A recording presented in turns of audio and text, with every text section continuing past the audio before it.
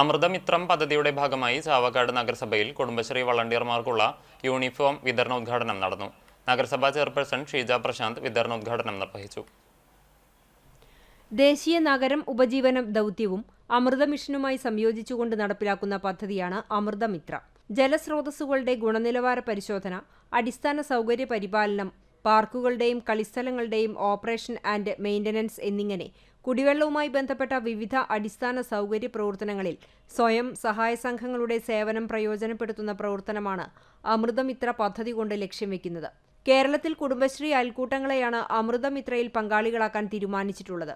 ചാവക്കാട് നഗരസഭയിൽ വസ്തുനികുതി പിരിക്കൽ, കുളങ്ങളുടെയും പാർക്കുകളുടെയും പരിപാലനം, ജലഗുണനിലവാരം പരിശോധിക്കൽ, meter reading എന്നിങ്ങനെ 4 പദ്ധതികളാണ് അമൃതമിത്ര പ്രവൃത്തികളായി തെരഞ്ഞെടുത്തിട്ടുള്ളത്. വികസനകാര്യ standing committee chairperson Shahina Salim അധ്യക്ഷത വഹിച്ചു. വിദ്യാഭ്യാസകാര്യ standing committee chairperson Prasanna Ranadive, അമൃതമിത്രം കോർഡിനേറ്റർ ദിവ്യ അരുൺ, കുടുംബശ്രീ ചെയർപേഴ്സൺ ജീന രാജീവ് എന്നിവർ സംസാരിച്ചു. ജനപ്രതിനിധികൾ, കുടുംബശ്രീ പ്രവർത്തകർ തുടങ്ങി നിരവധി പേർ ചടങ്ങിൽ പങ്കെടുത്തു.